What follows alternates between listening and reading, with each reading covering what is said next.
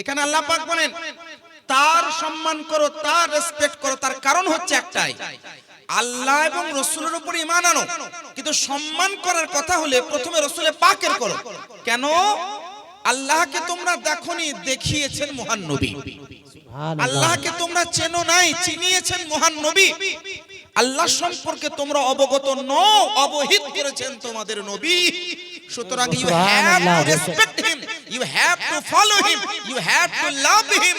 এখানে আল্লাহ পাক এক বচন শব্দ ব্যবহার করেছেন, রাসূলের সম্মান করো, রাসূলের ইজ্জত করো, রাসূলের রেসপেক্ট করো। তার কারণ রাসূলের সম্মান মানে আল্লাহ পাকের সম্মান করা। বেশক সুবহানাল্লাহ। নারে তাকবীর, নারে তাকবীর, নারে রিসালাত, নারে রিসালাত, নারে তাকবীর। অনেকে বলতে পারে হুজুর why did you say, কিভাবে আপনি এটা বলতে পারলেন? ইট ইজ শিরক, ইট ইজ নট জায়েজ ফি শরিয়া। আরবি, বাংলা, উর্দু যে সমস্ত ভাষী মানুষ হোক না কেন, একটি পন্থা অবলম্বনকারী আছে যারা বলে এরা তো আল্লাহর সঙ্গে নবীকে জড়িয়ে দিল। নাউজুবিল্লাহ, এরা নবীর সম্মান আল্লাহর সঙ্গে মিলিয়ে দিল। বলছে নাকি নবীর সম্মান করলে হবে, আল্লাহ করার কোনো দরকার নাই। বলুন নাউজুবিল্লাহ। এরকম একটাও শব্দ আমার মুখ থেকে পেলেন? আমি কি বললাম? আল্লাহ রাসূল, আল্লাহ পাক বলেন রাসূলের সম্মান করো। কেন? রাসূল তোমাদেরকে আল্লাহ মহান বার্তা রাসূল দিয়েছেন, আল্লাহর পরিচয় মহান নবী দিয়েছেন, আল্লাহ সম্পর্কে জ্ঞান মহান নবী দান করেছেন তোমাদেরকে। সুতরাং মহান নবীর রেসপেক্ট তোমরা আল্লাহর জন্যই তো করবে, মহান নবীর ইজ্জত তোমরা আল্লাহর জন্যই তো করবে। সুতরাং মান ইউতির রাসূল ফাকাদ আতা আল্লাহ, যারাই বা রাসূলে পাকের আনুগত্য করলো তারা যেন মহান আল্লাহ পাকের আনুগত্য করে নিল। সুবহানাল্লাহ। বেশক কোরআনুল কারীমে আমি একটু তাফসীর করলাম। এখানে আল্লাহ দ্বিবাচক বাক্য ব্যবহার করলেন, একবাচক বাক্য ব্যবহার করলেন যে রাসূলের সম্মান করো। এই জন্য কারণ আল্লাহ পাক জানেন যার অন্তরে রাসূলের মুহাব্বত থাকবে আল্লাহর বিশ্বাস প্রথমে থাকবে। সুবহানাল্লাহ। যে ব্যক্তি রাসূলে পাকের মুহাব্বত করবে তার হৃদয়ে প্রথমে আল্লাহর উপর ঈমান থাকবে। কারণ যে নবীকে মুহাম্মদ রাসূল ভাবে সে আল্লাহকে আল্লাহই ভাবে। জি, বেশক। যে মুহাম্মদ সাল্লাল্লাহু আলাইহি ওয়াসাল্লামের সম্মান করে ওই ব্যক্তি আগে আল্লাহর উপরে ঈমান এবং বিশ্বাস রেখে তবেই রাসূলের পাকের সম্মান করে। এই কথাগুলো কিছু সংখ্যক মানুষ আছে যারা বোঝে না, যারা নানান ভাবে, যে ভাই হোক না কেন, আমি অত্যন্ত বিনয়ের সাথে বলবো, নম্রতা ভদ্রতার সাথে বলবো, মনে রাখবেন আপনি বুঝুন, পড়ুন, কোরআন পড়ুন, হাদিস পড়ুন, তবে মুহাব্বতের ভাষায় অন্তরীয় চোখ দিয়ে পড়ার চেষ্টা করুন। আপনার চর্মচোখ হয়তো ভুল করতে পারে। আপনি এখান থেকে বহু দূরে কুয়াশার মধ্যে হোক বা ঝাপসা একটা মানুষকে দেখতে পেলেন, যে মানুষটা হয়তো যায়েদ নয় খালেদ, কিন্তু আপনি বলছেন যায়েদ। আপনার চর্মচোখ ভুল করতে পারে, আপনার চর্মচোখ ভুল করতে পারে। কিন্তু মহান নবী সাল্লাল্লাহু আলাইহি ওয়াসাল্লাম মুহাব্বত, প্রেম, ভালোবাসা, ভ্রাতৃত্ব এবং মুহাব্বতকে প্রতিষ্ঠিত করার পরে যখন কোরআন অধ্যয়ন করবেন, হাদিস অধ্যয়ন করবেন, তো আপনার চর্মচোখ ভুল করলেও অন্তরীয় চোখ জীবনে কখনো ভুল করবে না। বেশক। এটা আমাদের শিক্ষা, এটা নিতে হবে। আচ্ছা, যখন রাসূলের সম্মানের কথা এলো, আমি একটু উদাহরণ দিই। রাসূলে পাক সাল্লাল্লাহু আলাইহি ওয়াসাল্লামের সম্মান কেমন করা দরকার আমি একটু হাদিসের ভাষায় আপনাদেরকে বোঝাই। রাসূলে পাকের মুহাব্বত কেমন থাকা দরকার, কিভাবে মুহাব্বত করতে হবে। মুহাব্বত বাপ দুই ধরনের হয়, একটিকে বলে হুব্বে আকলি, আর একটিকে বলে হুব্বে তাবঈ। ইমাম ইবনে হাজার আল আসকালানী রাহমাতুল্লাহ আলাইহি বুখারী শরীফের ব্যাখ্যার কিতাব ফাতহুল বারীর মধ্যে প্রথম খণ্ডের মধ্যে কিতাবুল ঈমানের অধ্যায়ে একটি বিবরণ দিয়েছেন, ব্যাখ্যা দিয়েছেন, যেটিকে অখণ্ড ভারতের বিখ্যাত মুফতি হুজুর শারহে বুখারী রাহমাতুল্লাহি তাআলা আলাইহি নিজ প্রসিদ্ধ কিতাব নুজহাতুল কারীর মধ্যে বর্ণনা করেছেন। এবং জগৎ বিখ্যাত মুজাদ্দিদ, দশম শতাব্দীর মুজাদ্দিদ ইমাম মোল্লা আলী কারি হানাফি রাহমাতুল্লাহ আলাইহি মিরকাতুল মাফাতিহ শারহু মিশকাতুল মাসাবির মধ্যে এই ব্যাখ্যাটা উপস্থাপন করেছেন। মুহাব্বত বাব দুই ধরনের হয়, একটিকে বলে হুব্বে আকলি, আর একটিকে বলে হুব্বে তাবঈ। হুব্বে তাবঈ বলা হয় মানুষ আন্তরিকভাবে কাউকে চায়। এক বাবা অ্যাজ এ প্যারেন্টস তার সন্তানের প্রতি মুহাব্বত থাকবে। একজন একজন বাবা হিসেবে তার সন্তানের প্রতি মায়া থাকবে, স্নেহ থাকবে, ভালোবাসা থাকবে। একজন ভাই তার অপর ভাইয়ের প্রতি ভালোবাসা থাকবে। একজন মেয়ে তার বাবার প্রতি আন্তরিকতা থাকবে, ভালোবাসা থাকবে, মহব্বত থাকবে। একজন মা তার মধ্যে মায়া থাকবে সন্তানের প্রতি। একজন বাবা তার মায়া থাকবে সন্তানের প্রতি। It is natural. এগুলো হচ্ছে আপনার ফিতরি মহব্বত, তাবিঈ মহব্বত বলতে পারেন, অন্তরীয় ভালোবাসা। এটা কোনো মানুষ ইচ্ছাকৃতভাবে বাদও দিতে পারবে না, অনিচ্ছাকৃতভাবে আনতেও পারবে না, কারণ এটা অটোমেটিক্যালি মহান আল্লাহ পাক মানব অ্যাজ এ হিউম্যান বিং আল্লাহ পাক তাদের মধ্যে দান করে দিয়েছে। যে মানুষ হবে তার মধ্যে এই জিনিসটা থাকবে, কারণ ইনসান মানে হচ্ছে মহব্বতকারী। কেন জানেন? ইনসান এটার আসল মাদ্দা হচ্ছে আলিফ, নুন এবং সিন। কি বললাম? হামজা, নুন, সিন, উনস। আরবিতে উনস এর ব্যাখ্যা দেখে নিন আপনি। মুআজামুল ওয়াসিত, লিসানুল আরব, জগৎ বিখ্যাত লুগাতের কিতাব, ব্যাকরণের কিতাব, সেগুলো লক্ষ্য করে দেখবেন ইনসান শব্দের অর্থ কি। ওখানে আনাসা, ইউআনিসু বা উনস বা ইনসান সবগুলোর অর্থ দেওয়া হয় যে মানুষ হয়ে যায়, যে কোন একটা জায়গায় গেলে নিজেকে ওই পরিবেশের সঙ্গে মিলিয়ে রাখতে পারে। এক কথায় বলতে পারি উনস মানে ভালোবাসা, মুহাব্বত। ইনসান ওই ব্যক্তিকে বলা হয় যার মধ্যে ভালোবাসা এবং মুহাব্বত প্রতিষ্ঠিত হবে। তো ইনসান মানে তো মুহাব্বতকারী। তো মুহাব্বত করা এটা মানবের একটা মানবিক স্বভাব, এটা একটা ন্যাচারাল বিষয় যে একজন মানুষ মানে তার মধ্যে মুহাব্বত করার মাত্রা থাকবে, মুহাব্বত করার ক্ষমতা থাকবে। যে কারোর প্রতি মুহাব্বত হতে পারে। সন্তানের প্রতি বাবার মুহাব্বত হবে, মায়ের মায়া থাকবে সন্তানের প্রতি। এগুলো ন্যাচারাল, এগুলো কেউ অস্বীকার করতে পারবে না। তো এই মুহাব্বতটাকে কি বলা হয়? মুহাব্বতে তাবিঈ, মুহাব্বতে ফিতরি। আল্লাহ নবীর সঙ্গে কেমন মহব্বত করতে হবে? মহব্বতে ফিতরি যদি নবীর সঙ্গে হয়ে যায়, তার থেকে বড় মুমিন, কামেল মুমিন দুনিয়া তার কে হতে পারে না। কিন্তু আল্লাহ পাক রব্বুল আলামিন, আল্লাহ নবী বলেছেন পবিত্র হাদিস শরীফ, বিভিন্ন কিতাবের মধ্যে আছে। সাইয়্যিদুনা আনাস বিন মালিক রাদিয়াল্লাহু আনহু থেকে বর্ণিত আছে, সহিহ বুখারীর মধ্যে, সহিহ মুসলিমের মধ্যে হাদিসটি বর্ণিত আছে। আল্লাহ নবী বলেন, লা ইউমিনু আহাদুকুম হাত্তা আকুন আহাব্বা ইলাইহি মিন ওয়ালিদি ওয়া ওয়ালাদি। আরেকটি রিওয়ায়াত আছে মিন ওয়ালিদি ওয়া ওয়ালাদি ওয়ান নাসি আজমাইন। এর অর্থ হচ্ছে তোমাদের মধ্যে কেউ মুমিন হতে পারবে না যতক্ষণ পর্যন্ত আমি তোমাদের কাছে, তোমার পিতামাতা, তোমার সন্তান সন্ততি সবার চাইতে আমি তোমার কাছে বেশি প্রিয় না হব। অনেকে হয়তো বলেন, হুজুর I don't know about this hadith. হাদিস সম্পর্কে আমার সঠিক জ্ঞান নেই। তার কারণ হচ্ছে আমার মায়া আমার সন্তানের প্রতি বেশি, আমার ভালোবাসা আমার মায়ের প্রতি বেশি, আমার পিতার প্রতি ভালোবাসা আমার বেশি, আমার ভাইয়ের প্রতি আমার ভালোবাসা বেশি। এটা কিভাবে, হাউ ইটস পসিবল, কিভাবে এটা সম্ভব যে আমার মুহাব্বত নবীর প্রতি বেশি আসে? আমি আমার বাবার থেকে বেশি মুহাব্বত করব, আমি আমার ভাইয়ের থেকে বেশি মুহাব্বত করব, আমি আমার সন্তানের থেকে বেশি মুহাব্বত করব। এটা কিভাবে সম্ভব হতে পারে? আমরা তো জানি না কিভাবে। তো মনে রাখবেন, এই হুব্বে তাবিঈ, হুব্বে ফিতরির কথা বলা হয়নি, হুব্বে আকলির কথা বলা হয়েছে। হুব্বে আকলিটা কি? হুব্বে আকলি মানে হচ্ছে জ্ঞানগত মুহাব্বত, মানে আপনার জ্ঞান বুদ্ধি খাটালে যার প্রতি আপনাকে মুহাব্বত করতে আপনার জ্ঞানটা বলবো, ওটাকে বলা হয় হুব্বে আকলি। হুব্বে আকলি তিনটে কারণে হয়। কয়টি কারণে হয়? তিনটে কারণে কারোর প্রতি হুব্বে আকলি হতে পারে। এক, সৌন্দর্যতা, সুন্দরতা। কেউ অতি সুন্দর, তার প্রতি আপনার মনটা চাই, অতি সুন্দর, মানে সুন্দরতার কারণে কাউকে মুহাব্বত করবেন আপনি, এটা আপনার মাইন্ড বলবে। কেউ সুন্দর, আপনার মাইন্ড বলবে তাকে মুহাব্বত করো, আপনার আকল বুদ্ধি বলবে তাকে মুহাব্বত করো, সুন্দর হবে।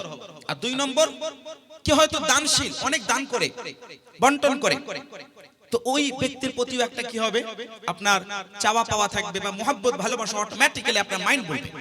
তো এক হচ্ছে আপনার কেউ সুন্দর, আর দুই হচ্ছে আপনার কি, যে দানশীল, আর তিন নম্বর কেউ কামিল বুদ্ধিমান, অনেক বড় জ্ঞানী, তার প্রতি অটোমেটিক্যালি আপনার মাইন্ডটা মহব্বত করে না, করে না, বলে না, বলে না, you have to love him, মহব্বত করতে হবে। কেন? কেন? কারণ হি ইজ এডুকেটেড পারসন, অনেক বড় জ্ঞানী, আপনার মাইন্ড বলবে এটা। তো আকলি মুহাব্বত, জ্ঞানগত মুহাব্বত, বুদ্ধিগত মুহাব্বত, আপনার ব্রেন কাউকে যে ভালোবাসবে, তিনটা কারণ হতে পারে। এক, সুন্দর, দুই, দান করার একটা গুণ, আর তিন, কেউ অনেক বুদ্ধিমান। আমি আপনাকে যদি বলি, বলুন তো একবার চোখটা বন্ধ করে সিনার উপরে হাত দিয়ে বলুন তো, আমার নবীর চাইতে সুন্দর কেউ আছে দুনিয়ায়? ও কালে, ও কালে, পরকালে, এ কালে, ও কালে, কোন কালে কেউ হয়েছে না হবে? লাম তারাকাতু আইনি। হযরত হাসান বিন সাবিত রাদিয়াল্লাহু আনহু একজন বিখ্যাত সাহাবী, উনি বলেন, লাম তারাকাতু আইনি, আমার চক্ষু জীবনে কখনো মহান নবীর মতো সুন্দর মহান ব্যক্তিত্বকে দেখেনি। सुभान अल्लाह नारे तकबीर नारे तकबीर नारे रिसालत मसलके आला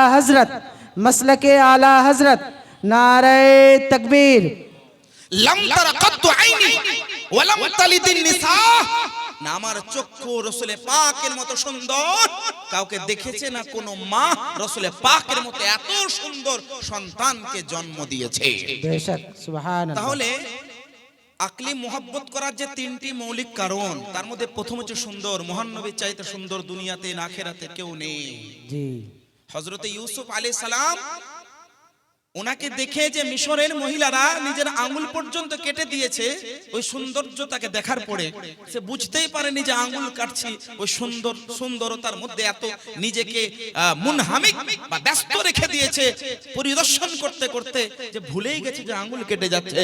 তো একজন বিখ্যাত একজন ব্যাখ্যাকার উনি বর্ণনা দিয়ে বলেন, মহান নবীর যেটা বাতিনি সৌন্দর্যতা, মহান নবীর যেটা বাতিনি সুন্দরতা, ওইটাকে যদি ইউসুফ নবী আলাইহিস সালামের সুন্দরতার সঙ্গে কম্পেয়ার করা হয়, তো আল্লাহর নবীর মহান সুন্দরতার, যেমন ছুঁচ জানেন তো, ছুঁচ দিয়ে যে সুতো ভরে যে সেলাই করে, ছুঁচের ফুটোটা কতটা বড় হয়।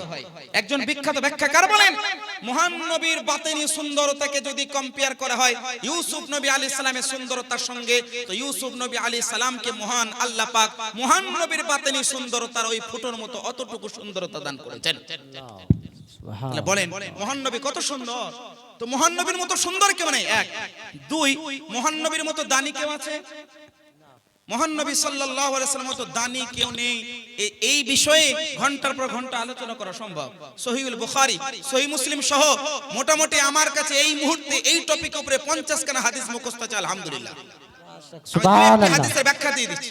আল্লাহ নবীর মতো দানি কেউ ছিল না দুনিয়ায়, আল্লাহ রাসূলের মতো দানশীল দুনিয়ার জগতে কেউ নেই, আগামীতেও কেউ হবে না মহান নবীর মতো।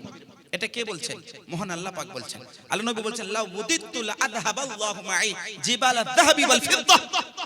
আল্লাহ নবী বলছেন, আমি যদি চাইতাম মহান আল্লাহর কাছে, তো আল্লাহ সোনা এবং চাঁদির পাহাড়কে আমার সঙ্গে দিয়ে দিতেন, কিন্তু মহান নবী চান না। কেন? উম্মত কেউ এরকম দেখিয়ে দিয়েছেন, মহান নবী গরিব নয়, गुरबत में गुजारना रसूल पाक ने हमें सिखाया। रसूल पाक गरीब नয়, नाउजुबिल्लाह।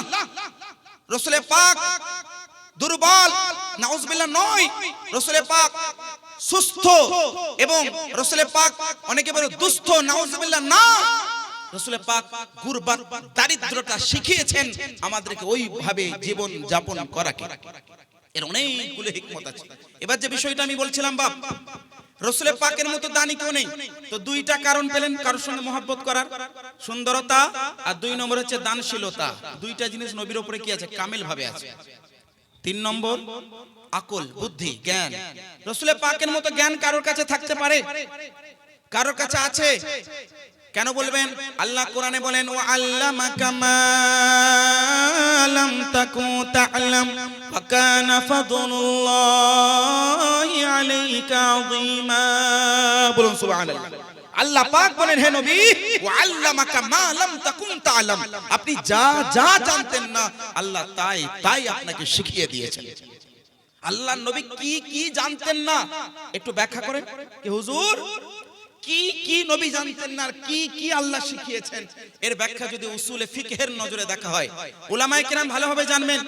উসুলে ফিকহের ভাষায় একটা শব্দ হয় মা। কি শব্দ হয়? মা। আর একটা শব্দ হয় মান।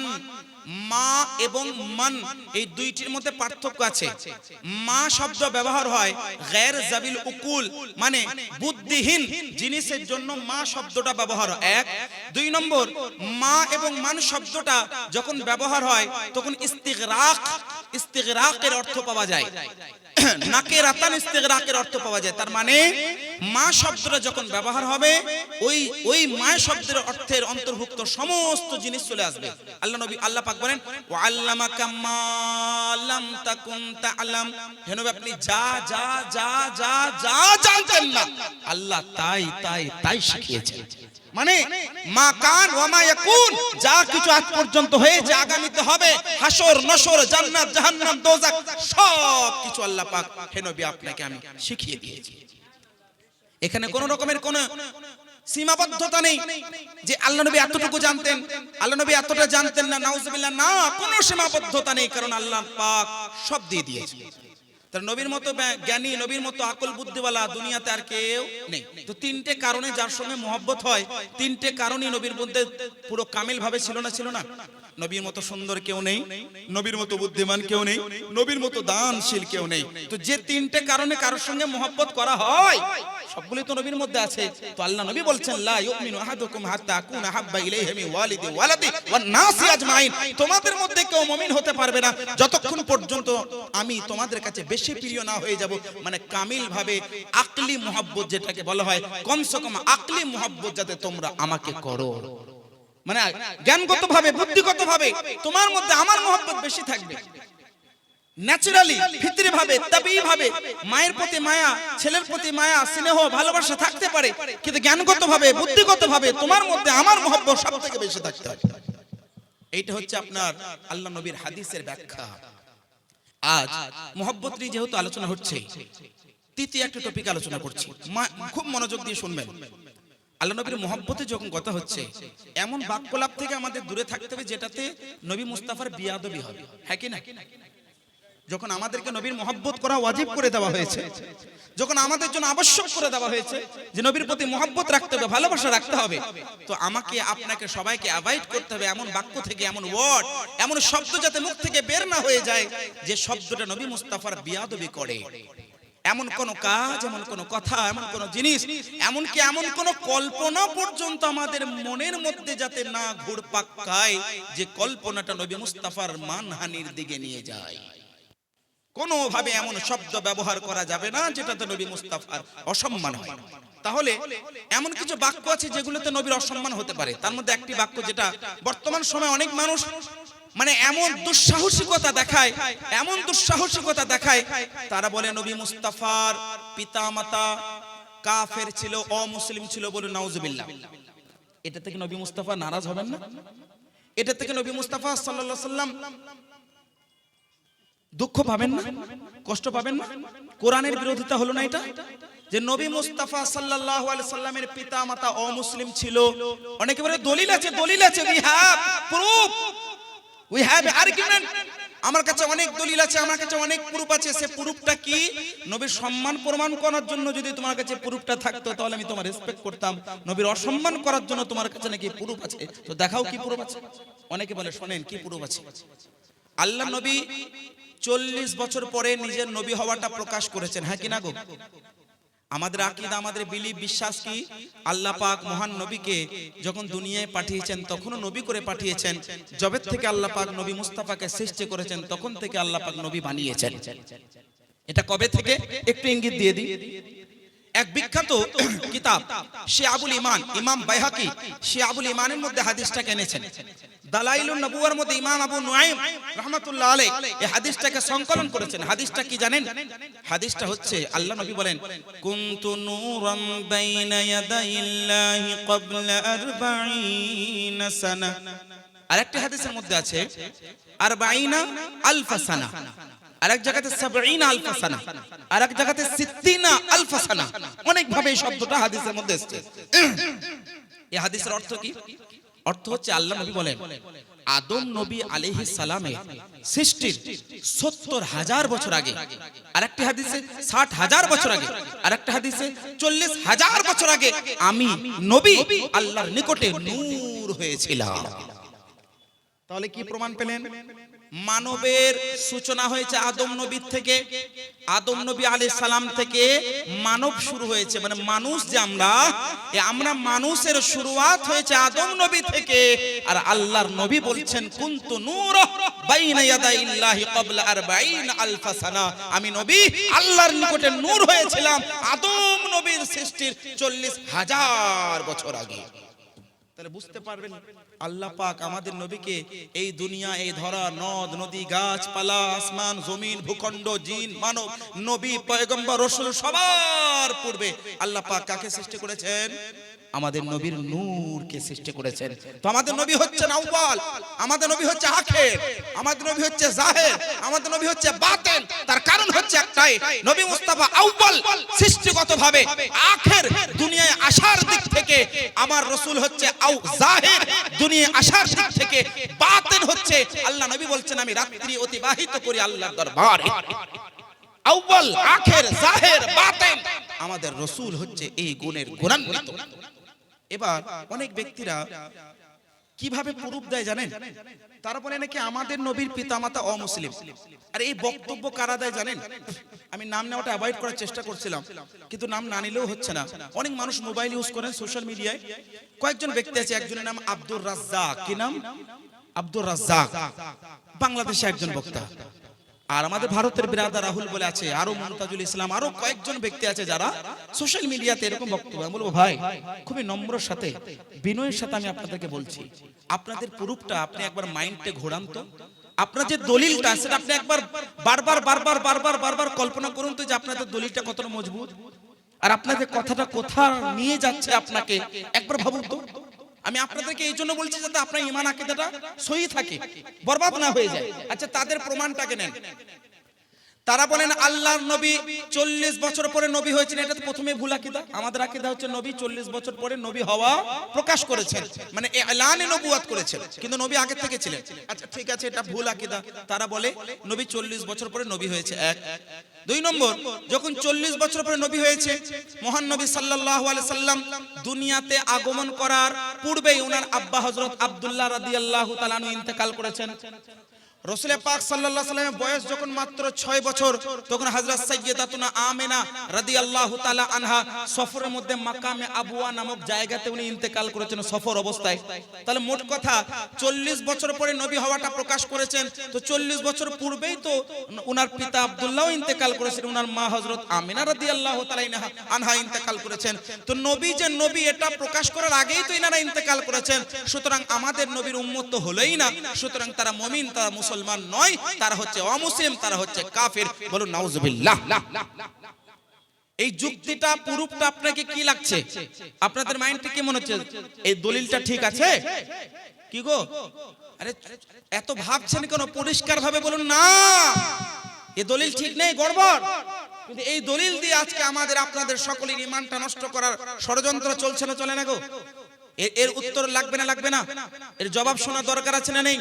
আমি দুই ভাবে জবাব দেব, যেভাবে প্রশ্ন সেভাবে জবাব শুনেন। যারা বলেন 40 বছর পরে নবী প্রকাশ হওয়া করেছেন, নবী হওয়া, তার পূর্বে তিনার পিতামাতা ইন্তেকাল করেছেন, সেই জন্য তার পিতামাতা অমুসলিম, আমি বলবো এইটা আপনার দাবি তো?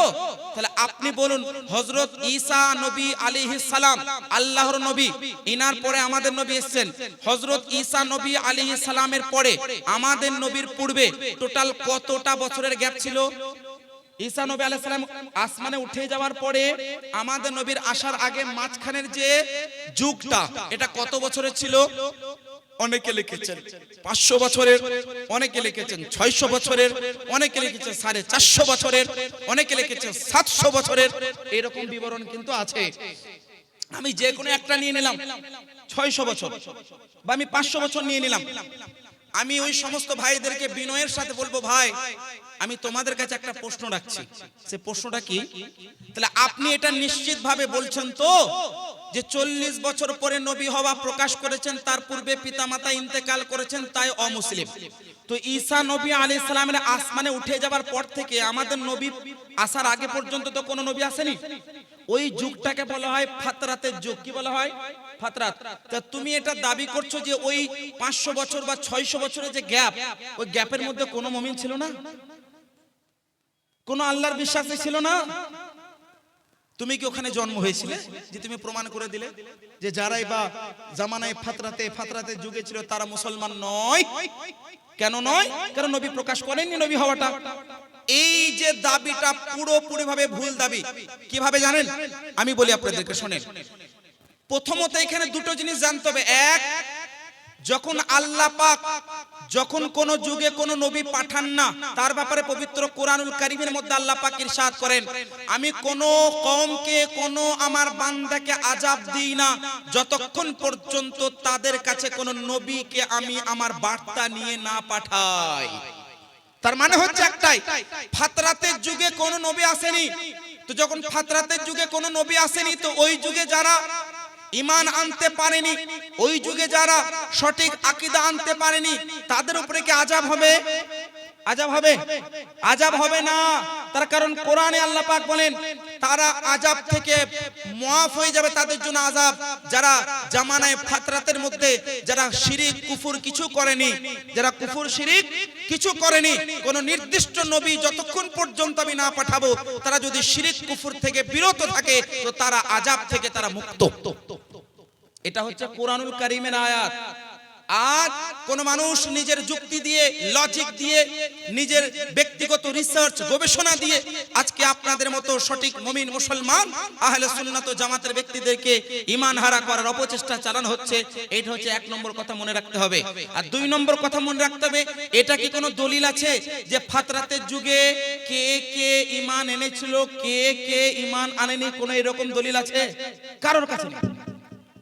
কারো কাছে দলিল আছে যে এই 600 বছরে কোন কোন ব্যক্তি ঈমান এনেছে আল্লাহর উপরে?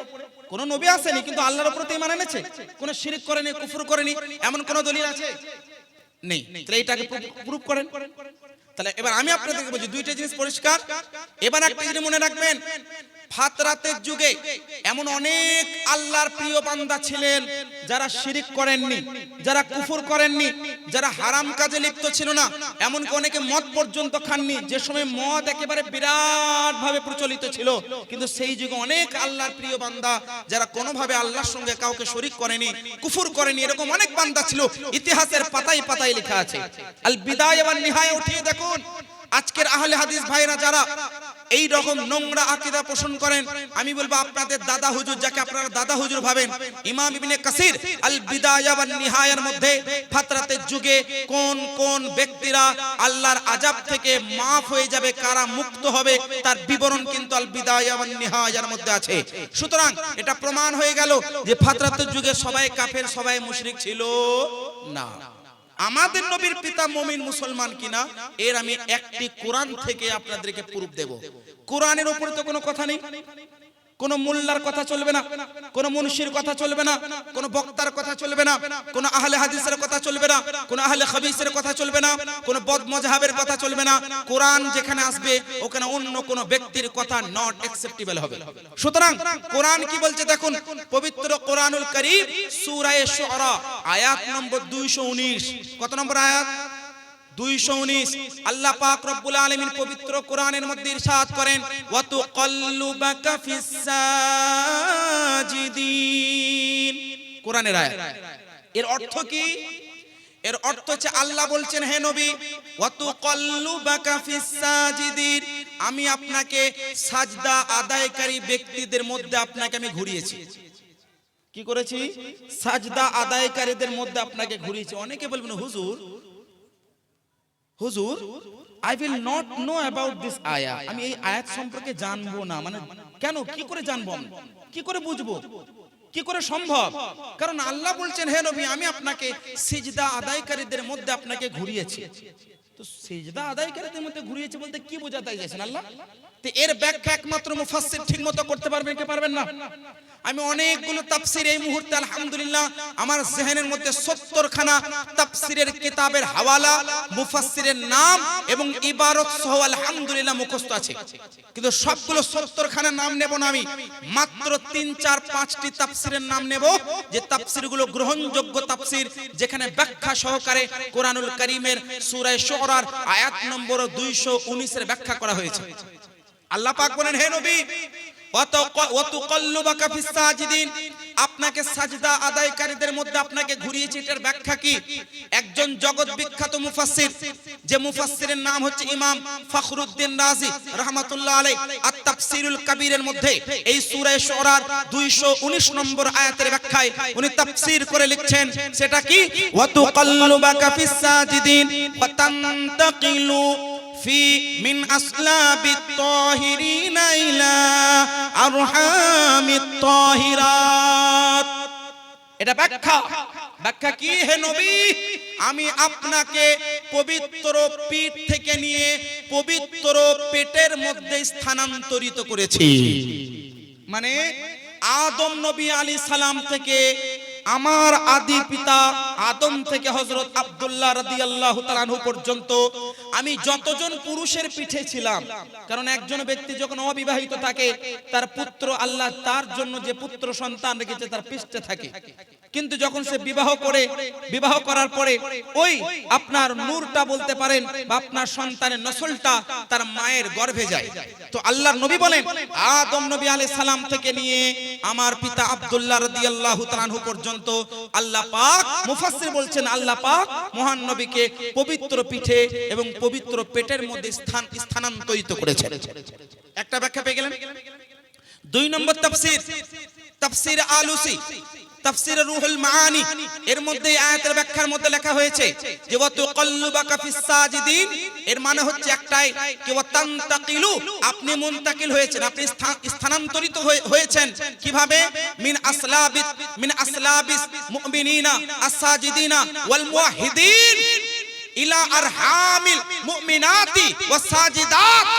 আল্লাহর রাসূল সাল্লাল্লাহু আলাইহি সাল্লামের সম্পর্কের আয়াতের ব্যাখ্যায় এক বিখ্যাত জগৎ বিখ্যাত মুফাসসির আল্লামা আলুসি তিনি লিখছেন এই আয়াতের ব্যাখ্যা হচ্ছে, হে নবী, আমি আপনাকে সাজদা আদায়কারী, ঈমানদার, বিশ্বাসী, মুওয়াহিদ, আল্লাহ বিশ্বাসী ব্যক্তির পিঠ থেকে নিয়ে আল্লাহ বিশ্বাসী মুমিনা, মুওয়াহিদা, সাজদা আদায়কারী মহিলার গর্ভে আপনাকে স্থানান্তরিত আমি করেছি। দুই নম্বর তাফসীর পেলেন। তিন নম্বর তাফসীর শুনেন, জগৎ বিখ্যাত মুফাসসির নবম শতাব্দীর মুজাদ্দিদ ইমাম জালালউদ্দিন সিয়ুতি রাহমাতুল্লাহি তাআলা আলাইহি, ওনার জগৎ বিখ্যাত তাফসীরের কিতাব আদ-দুররুল মানসুর নামক কিতাবের মধ্যে উনি ব্যাখ্যা করে লিখছেন এই আয়াতের ব্যাখ্যায় ওয়া তুকাল্লুবাকা ফিস সাজিদিন ওয়া তুকাল্লুবাকা ফিল মুমিনিনা আস-সাজিদিনা ফি আসলাবি মিন আসলাবিল তাহিরিনা আল মুমিনিনা ওয়াল মুওয়াহিদিন ইলা আরহামিত তাহিরাত ওয়াল মুমিনাত ওয়াস সাজিদাত। এর তাফসীর হচ্ছে এই, আমি আপনাকে সাজদা আদায়কারীদের মধ্যে আপনাকে ঘুরিয়েছি, এর মানে হচ্ছে আপনাকে সাজদা আদায়কারী মুমিন, মুওয়াহিদ, আল্লাহ বিশ্বাসী ব্যক্তির পিঠ থেকে নিয়ে আল্লাহ বিশ্বাসী, মুওয়াহিদ, সাজদা আদায়কারী মহিলার গর্ভে আপনাকে স্থানান্তরিত করেছি।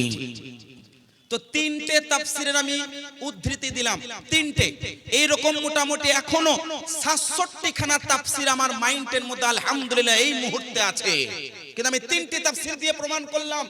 এই আয়াতের ব্যাখ্যা থেকে পবিত্র কোরআন সূরা শুআরা আয়াত নম্বর 219 থেকে প্রমাণ হলো যে আল্লাহর নবী আদম নবী আলাইহিস সালাম থেকে নিয়ে আব্দুল্লাহ রাদিয়াল্লাহু তাআলা আনহু পর্যন্ত কোন কাফের, কোন অমুসলিম, কোন মুশরিক ব্যক্তির পিঠে কোন অমুসলিম মুশরিক মহিলার গর্ভে নবী ছিলেন না। আদম নবী থেকে নিয়ে হযরত আব্দুল্লাহ রাদিয়াল্লাহু তাআলা আনহু পর্যন্ত যত পুরুষের পিঠে নবী গেছেন, এই নূরটা মুনতাকিল হয়েছে, স্থানান্তরিত হয়েছে, তারা মুমিন মুসলমান ছিলেন। এবং যতজন সৌভাগ্যবতী মহিলা যিনারা মহান নবীর নূরকে নিজের গর্ভের মধ্যে রাখার সৌভাগ্য লাভ করেছেন, তারা সকলেই ছিলেন মুমিনা, মুওয়াহিদা এবং আল্লাহ বিশ্বাসী। এটা হচ্ছে কোরআনুল কারীমের একটি আয়াত এবং তার তিনটি তাফসীর আমি ব্যাখ্যা করলাম। এবার মহান নবীর হাদিস থেকে প্রমাণ করব আমি যে মহান নবী নিজে বলেন আমার পিতামাতা অমুসলিম ছিল না। কিভাবে? ইমাম হাকিম নিশাপুরি ওনার লেখা কিতাব আল মুস্তাদরাক আলা সাহিহাইন, আল মুস্তাদরাক আলা সাহিহাইনের মধ্যে একটা হাদিস লিপিবদ্ধ আছে। শাআবুল ঈমানের মধ্যে ইমাম বাইহাকী হাদিসটাকে সংকলন করেছেন। দালাইলুন নবুওয়ার মধ্যে ইমাম আবু নুআইম রাহমাতুল্লাহি তাআলা আলাইহি হাদিসটাকে এনেছেন। আদ-দুররুল মানসুর তাফসীরের কিতাবের মধ্যে এই হাদিসটাকে আনা হয়েছে। তাফসীরে বাগাবীর মধ্যে এই হাদিসটাকে উল্লেখ করা হয়েছে। তাফসীরে কুরতুবীর মধ্যে এই হাদিসটাকে আনা হয়েছে। হাদিসটা কি জানেন? আল্লাহর নবী বলেন লাম আসিল্লু আনতাকিলু মিন আসলাবিত তাহিরিনা ইলা আরহামিত তাহিরা। আল্লাহর নবী বলেছেন যে আমি নবী, আমি পবিত্র পিঠ থেকে নিয়ে পবিত্র গর্ভের মধ্যে স্থানান্তরিত হয়েছি। আরেকটি হাদিস আল মুস্তাদরাক আলা সাহিহান ছাড়াও বিভিন্ন কিতাবের মধ্যে হাদিসটা লিপিবদ্ধ আছে। আল্লাহ নবী ওখানে বলেছেন লাম আজিল আনতাকিলু মিল্লাতুন আদামা মিন আসলাবিত তাহিরিনা ইলা আরহামিত তাহিরাত। আদম নবী থেকে নিয়ে হযরত আব্দুল্লাহ আমার পিতা রাদিয়াল্লাহু তাআলা আন পর্যন্ত এবং আমার মাতা আমিনা রাদিয়াল্লাহু তাআলা আনহা পর্যন্ত আমি পবিত্র পৃষ্ঠ এবং পবিত্র গর্ভের মধ্যে আমি স্থানান্তরিত হয়েছিলাম। তো কোন বক্তার কথা শুনে নিজের ঈমান আকীদাকে পাল্টাবেন না কোরআনের তাফসীর, কোরআনের আয়াত এবং মহান নবীর বাণী শুনে নিজের আকীদাকে ঠিক করবেন? আপনারা নিজেরা ডিসাইড করুন। একজন মোল্লা যে গুগল থেকে মুহাদ্দিস পাস করেছে, গুগল থেকে একজন আলেম পাস করেছে, সে নিজেকে গুগল মাওলানা, গুগল মুহাদ্দিস, গুগল মুফতি আজকে বাজারে হাটে ঘাটে মাঠে সব জায়গায় পাওয়া যায়। ওই সমস্ত বক্তাদের, ওই সমস্ত মুফতিদের, ওই সমস্ত আলেমদের কথা শুনে আপনি নিজের ঈমানটাকে গড়বড় করবেন না কোরআনুল কারীমের আয়াত, তার তাফসীর এবং হাদিস শুনে নিজের ঈমান আকীদাকে মজবুত করবেন? এটা আপনাদেরকে আমি হাতে ছেড়ে দিলাম, কোনটা ডিসাইড। এবার শুনেন, এবার যারা বলেন আল্লাহর নবীর মা এবং বাবা অমুসলিম ছিল, তাদের একটা দলিল প্রথমে দিয়েছিলাম, সেটা খণ্ডন করেছি। আল্লাহর নবীর পিতামাতা মুসলমান ছিল, এটা প্রমাণ করেছি। আরেকটি কথা আমি আপনাদেরকে বলি, ইমাম জালালউদ্দিন সিউতি রাহমাতুল্লাহি তাআলা আলাইহি নবম শতাব্দীর মুজাদ্দিদ একটি কিতাব লিখেছেন, যে কিতাবের মধ্যে আদম নবী থেকে নিয়ে আব্দুল্লাহ রাদিয়াল্লাহু তাআলা আনহু পর্যন্ত সবাই মুসলমান ছিলেন। এটা দলিল ভিত্তিক আলোচনা করে উনি প্রমাণ করেছেন যে মহান নবীর কোনো পিতা অমুসলিম, কাফের, মুশরিক ছিল না। এবার 3 নম্বর কথা শুনেন, যারা বলেন মহান নবীর পিতামাতা অমুসলিম, তাদের আরেকটি দলিল শুনেন, ওটা আমি খণ্ডন করছি। শুনেন আরেকটি দলিল কি, সহিহ মুসলিম শরীফের হাদিস, হাদিস নম্বর 976। কত নম্বর? সহিহ মুসলিম শরীফ হাদিস নম্বর 976। আগে হাদিসটা শুনেন। হাদিসটা হচ্ছে আল্লাহর নবী সাল্লাল্লাহু আলাইহি সাল্লাম সম্পর্কে বলা হয়েছে, জারান নবী সাল্লাল্লাহু তাআলা আলাইহি ওয়াসাল্লাম কবর উম্মিহি ওয়া বাকা ওয়া আবকা মান হাওলা। আল্লাহর নবী সাল্লাল্লাহু আলাইহি ওয়াসাল্লাম নিজের মা হযরত আমিনা রাদিয়াল্লাহু তাআলা আনহার কবর জিয়ারত করলেন, বাকা অঝোর নয়নে ক্রন্দন করলেন, ওয়া আবকা মান হাওলা এবং আল্লাহর নবীর সঙ্গে যে যে ছিলেন সাহাবীরা সকলে অঝোর নয়নে ক্রন্দন করলেন। ক্রন্দন করার পরে আল্লাহর নবী বলছেন, ইস্তাআযানতু রাব্বি ফি আন আস্তাগফির লাহা ফালাম ইউদান লি ওয়াস্তাআযানতুহু ফি আন আযুরা কবরাহু ওয়া উযিনা লি ফাযুরু ফাইন্নাহা তুযাক্কিরুকুমুল আখিরাহ। এটা হাদিস সহিহ মুসলিম শরীফের 976তম হাদিস। হাদিসের অনুবাদটা শুনেন। আল্লাহর নবী সাল্লাল্লাহু আলাইহি সাল্লাম যখন কবর জিয়ারত করলেন, জিয়ারত করার পরে হাদিসটা এইভাবে আছে, জিয়ারতের পূর্বে আল্লাহর নবী বলছেন, ইস্তাআযানতু রাব্বি ফি আন আস্তাগফির লাহা, আমি আমার রব, আমি আমার প্রতিপালক আল্লাহর দরবারে আরজ করলাম, এ আল্লাহ, আমি হাদিসের ব্যাখ্যাও করছি, এ আল্লাহ আন আস্তাগফির লাহা, তুমি কি আমাকে অনুমতি দিচ্ছ আমি আমার মায়ের জন্য মাগফিরাত কামনা করব? ফালাম ইউদান লি, আল্লাহর তরফ থেকে আমাকে অনুমতি দেওয়া হলো। আল্লাহর তরফ থেকে আমাকে অনুমতি দেওয়া হলো না। এই হাদিসটা শুনলেন তো? এটা একদম হুবাহু হাদিস বলছি, কিন্তু সহিহ হাদিস। এই হাদিসটা এতটাই শেষ নয়, আরো আছে। কিন্তু যারা বলে নবী মুস্তাফার পিতামাতা অমুসলিম ছিল, নাউজুবিল্লাহ, তারা হাদিসটা এতটুকু পড়বে, হাদিসটা এতটুকু পড়বে। স্ক্রিন থাকলে আমি দেখাতাম, হাদিসটা এতটুকু পড়বে। কেন? এখান থেকে কি প্রমাণ হলো? ইস্তাআযানতু রাব্বি ফি আন আস্তাগফির লাহা ফালাম ইউদান লি, আমি আল্লাহর কাছে বললাম, হে আল্লাহ, তুমি আমাকে আমার মায়ের মাগফিরাত কামনার অনুমতি দাও। আল্লাহ পাক আমাকে অনুমতি প্রদান করলেন না। হুজুর ঠিকই তো কথা। তাহলে যারা বলেন যে নবীর পিতামাতা অমুসলিম ছিল, তারা ঠিকই বলে, কারণ হাদিসে সহিহ মুসলিম শরীফের হাদিস।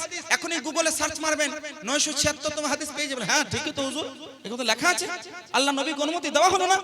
তখন আজকের যুগের বক্তা আব্দুর রাজ্জাক বিন কাজ্জাব বিন দাজ্জালের মতো ব্যক্তিরা, মুমতাজুলের মতো ব্যক্তিরা, বিরাদার রাহুলের মতো ব্যক্তিরা, মুজাফফর বিন মুহসিনের মতো ব্যক্তিরা, এই যে কয়েকটা নাম নিলাম, এরকম আহলে হাদিস পন্থা অবলম্বনকারীদের মতো কিছু আলেম ব্যক্তিরা আছে যারা বলে, দেখো আল্লাহর নবী অনুমতি চাইলেন, আল্লাহ অনুমতি দিলেন না, তার মানে আল্লাহর নবীর মা মুশরিকা ছিল, নাউজুবিল্লাহ, অমুসলিম ছিল, নাউজুবিল্লাহ, মুমিন ছিল না, নাউজুবিল্লাহ।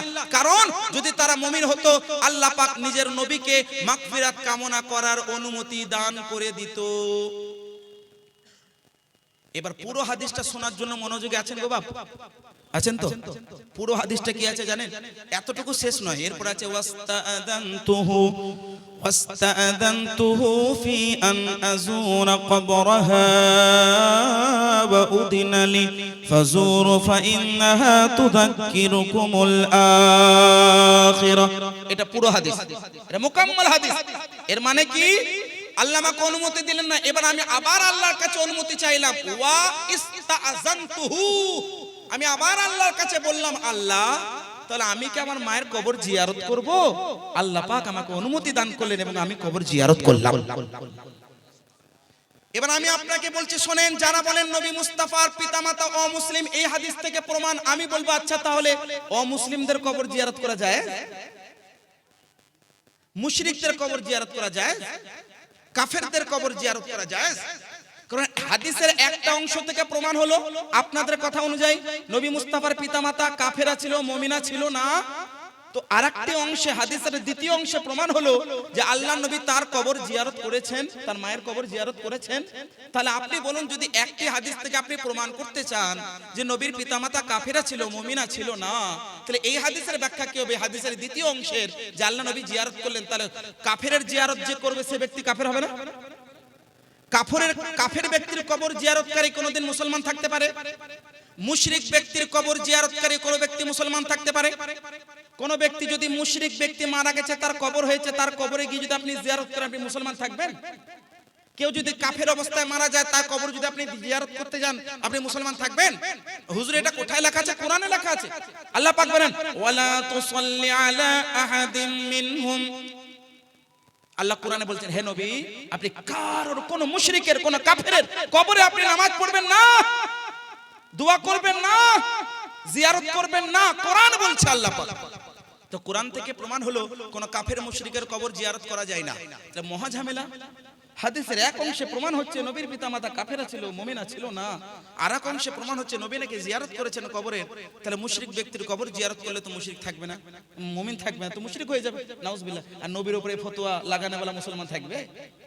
নবীর উপরে ফতোয়া যে লাগাবে সে মুসলমান থাকবে? তাহলে কি হবে? তাহলে নিশ্চয় হাদিসের ব্যাখ্যা করতে হবে।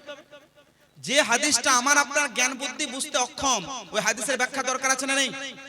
এই হাদিসের ব্যাখ্যা শুনেন, কোরআন থেকে আমি ব্যাখ্যা করছি। একদম ওই হাওয়া হাওয়াই কথা আর বাংলা ছোটখাটো ওই চটি বই পড়ে নিয়ে ওই আহলে হাদিস বক্তাদের মতো আমি বক্তব্য দিয়ে আপনাদেরকে বিভ্রান্ত করব না। কোন মানুষের লেখা ওই উর্দু বই থেকে লিখে নিজের মতো লিখে দিল, টিকাকরণ করে দিল, তাদের ব্যাখ্যা দিয়ে আপনাদেরকে আমি বিভ্রান্ত করব না।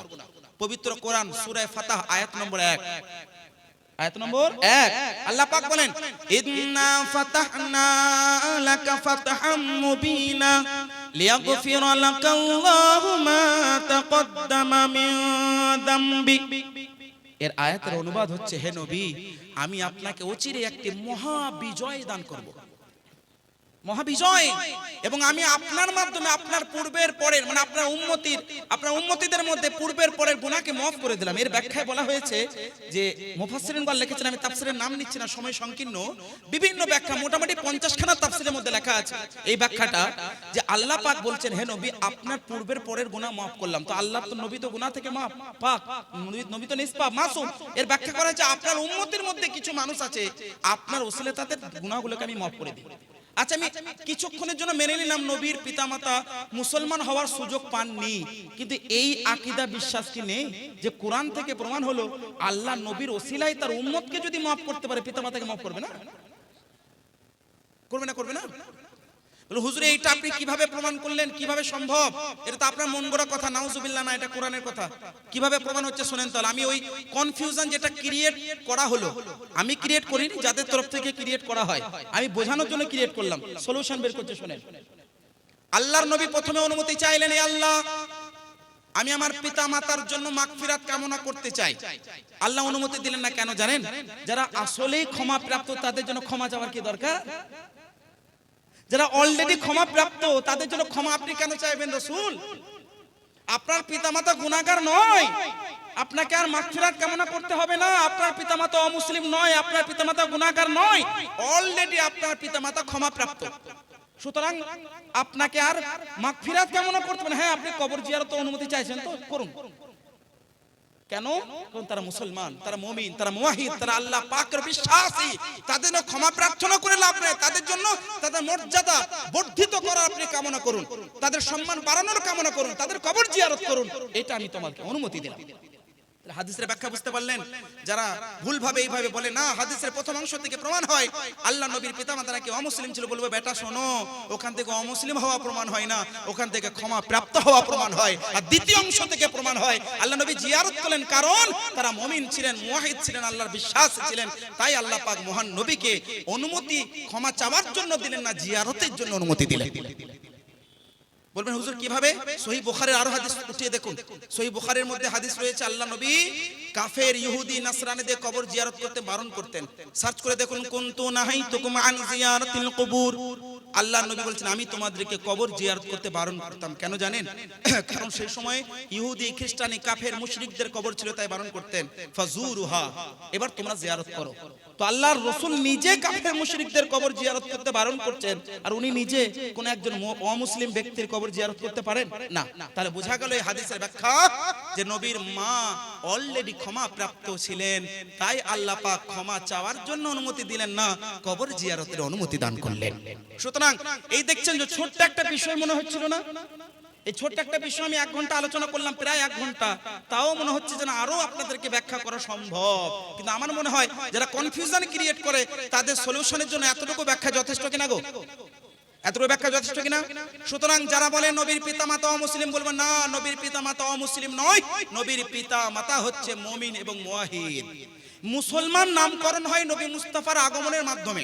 নবী মুস্তাফার পূর্বেও তো অনেক ব্যক্তিরা, নবী মুস্তাফার উম্মতির পূর্বেও তো অনেক উম্মতি ছিল যারা মুমিনা ছিল, মানে আল্লাহর উপরে বিশ্বাসী ছিল, তাদেরকে বলা হয় মুওয়াহিদিন। কি বলা হয়? মুওয়াহিদিন, মানে আল্লাহর উপরে বিশ্বাসী ব্যক্তি, তাদেরকে মুওয়াহিদিন বলা হয়। কিন্তু মনে রাখবেন পবিত্র কুরআনুল কারীমের মধ্যে আল্লাহ পাক বলেন ইন্নামাল মুশরিকুনা নাজাস, যারা মুশরিক হয়, যারা কাফের হয়, তারা হচ্ছে নাপাক। আর আল্লাহ পাক রব্বুল আলামিন কোন নাপাক গর্ভে, নাপাক পিঠের মধ্যে নিজের নবী হাবিবকে রাখতে পারেন না। 40 দিন যে ইউনুস নবী একটি মাছের পেটে ছিল না বাপ, 40 দিন একটি মাছের পেটে ছিল, জানেন? কোরআনুল কারীমের আয়াত, পবিত্র কোরআনের মধ্যে পুরো ঘটনা আছে। ইউনুস নবী আলাইহিস সালামকে একটি মাছের পেটে 40 দিন যাবত রাখা হয়। একজন বিখ্যাত মুহাদ্দিস উনি ব্যাখ্যা করছেন কি জানেন? ওই যে মাছের পেট, যে মাছের পেটের মধ্যে নবী ইউনুস নবী আলাইহিস সালাম ওই মাছের পেটের মধ্যে ছিলেন না, ওই মাছটা পৃথিবীর সমস্ত মাছের চাইতে মর্যাদাপূর্ণ। কেন? কারণ একজন নবীকে নিজের পেটের মধ্যে মানে সুরক্ষিত রেখেছে। তো মনে রাখবেন ইউনুস নবী আলাইহিস সালাম যে নবী আমাদের নবীর উম্মত, সমস্ত নবী তো আমাদের নবীর উম্মত, সে নবীদের সর্দার ওই নবীকে একটা নাপাক গর্ভে, নাপাক পৃষ্ঠে কিভাবে রাখতে পারে? মনে রাখতে হবে তোমাদের মাইন্ডের মধ্যে গোবর ভরা আছে, নাপাক ভরা আছে। কারণ যে ব্যক্তি নাপাক হবে, নাপাক খেয়াল, নাপাক চিন্তাধারা, নাপাক পরিকল্পনা তৈরি হবে। কিন্তু যে ব্যক্তি মুমিন, মুসলমান, সাচ্চা, পাক্কা, কামেল মুমিন হবে, যারা পবিত্র অবস্থায় থাকবে, তাদের কল্পনা, তাদের পরিকল্পনা, তাদের চিন্তাধারা, তাদের গবেষণা, তাদের রিসার্চ সর্বদা পাক পবিত্র হবে। সুতরাং মনে রাখবেন এগুলো হচ্ছে অযথা এবং নোংরা আকীদা, এইগুলো থেকে কিন্তু আমাদের দূরে থাকতে হবে। তাহলে একজন তা না হলে মুসলমান নামাজ পড়ে, রোজা রেখে, হজ আদায় করে, যাকাত দিয়ে কোনো লাভ হবে না। তার কারণ তার মেন গোড়া, তার আমল পড়ে, তার আকীদা আগে, তার আকীদাটাকে আগে মজবুত বানাতে হবে, একদম কট্টর বানাতে হবে, যাতে কোনোভাবে একদম সুদৃঢ় থাকতে হবে, এদিক ওদিক টলমল যাতে না হয়। কারণ কোরআনুল কারীমে আল্লাহ পাক তার হাবিবের সম্মান করার আগে কথা বলেছেন, তার হাবিবের ইজ্জত করার আগে কথা বলেছেন। সুতরাং এই মহব্বত আমাদের করতে হবে। আমি একটা ছোট্ট হাদিস আপনাদের সামনে পড়ি। যারা নবীর প্রেমিক হয় না, যারা নবীর আশেক হয়, তারা মাইন্ড দিয়ে কাজ করে না, তারা দিল দিয়ে কাজ করে। কি দিয়ে করে? কি দিয়ে? তারা দিল দিয়ে কাজ করে, দিল দিয়ে, মাইন্ড দিয়ে চিন্তা ভাবনা করে না। মাইন্ড দিয়ে চিন্তা ভাবনা সব ক্ষেত্রে লজিক চালানোটা ইবলিসের কাজ, মুমিনের নয়। লজিক খাটানো আমি বলছি না হারাম, অনেক জায়গায় যেখানে লজিক দিয়ে আপনি কোরআন হাদিসকে বুঝতে পারবেন, মাশাআল্লাহ ভালো জিনিস। যেখানে লজিকও আপনার কাজ করলো, আপনার জ্ঞান বুদ্ধিটা আল্লাহ এত দিয়েছে যে আপনি কোরআনটাকে লজিক দিয়েও বুঝে নিলেন। কিন্তু যেটা বুঝতে পারবেন না সেখানে বলতে হবে কি, সেখানে কি বলতে হবে? আই অ্যাকসেপ্ট দিস আয়াত, আমি অ্যাকসেপ্ট করলাম আয়াতটাকে, যদি আমার ব্রেনটা অ্যাকসেপ্ট করছে না, কিন্তু আয়াতটাকে অ্যাকসেপ্ট করলাম কেন? কারণ আল্লাহ বলেছেন। আল্লাহ বলেছেন মানে ঠিক, আমার ব্রেনটা ভুল, আমার ব্রেন এই মুহূর্তে বুঝতে পারছে না। এইটা বলতে একজন মুমিনের কর্তব্য। তা না হলে ইবলিসের কর্তব্য হলো আল্লাহ পাকের কাছে বলে খলাকতানি মিন নারিন ওয়া খলাকতাহু মিন তিন, খলাকলি মিন নার ওয়া খলাকতাহু মিন তিন।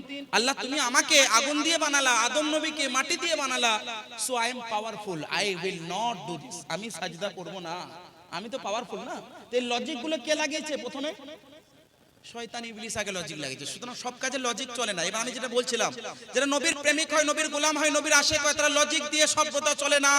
তারা মুহাব্বতের ভাষায়, মুহাব্বতের চোখে তারা দৃষ্টিপাত করে এবং তারা লজিক সব জায়গায় চালায় না।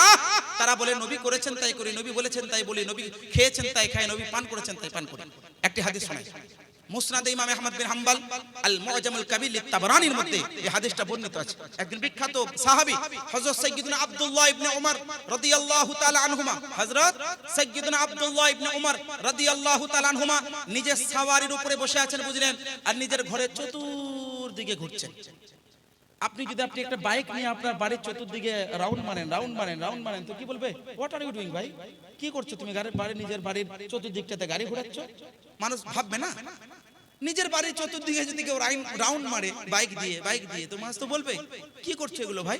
তো হযরত সাইয়্যিদুনা আব্দুল্লাহ ইবনে উমর রাদিয়াল্লাহু তাআলা আনহু উনি নিজের বাড়ির চতুর্দিকটাতে একটি সাওয়ারের উপরে বসে বুঝলেন ঘুরছে। অন্য একজন সাহাবী বলছে, হুজুর আপনি কি করছেন?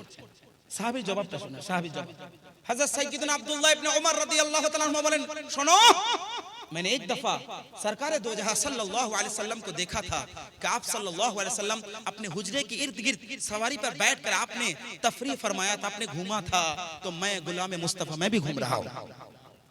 একদিন দয়ার নবী মায়ের নবীকে দেখেছিলাম, উনি নিজের হুজরা চতুর্দিকে ঘুরছিলেন। আমি নবীর গোলাম, ওই সুন্নতটা পালন করলাম। আমি জানি না কেন ঘুরছি, কিসের জন্য ঘুরছি, কতক্ষণ ঘুরবো, বাস এতটুকু জানি মহান নবী একদিন ঘুরেছেন। এই সুন্নতটা যদি আদায় হয়ে যায় তা আমিও ঘুরে নিই। নবী সাহাবীর এটা আমল, নবী মুস্তাফার গোলামের এটা কাজ, নবীর আশিকের কাজ। তারা লজিক দিয়ে বলে না কি আমি নিজের বাড়িতে কেন ঘুরবো।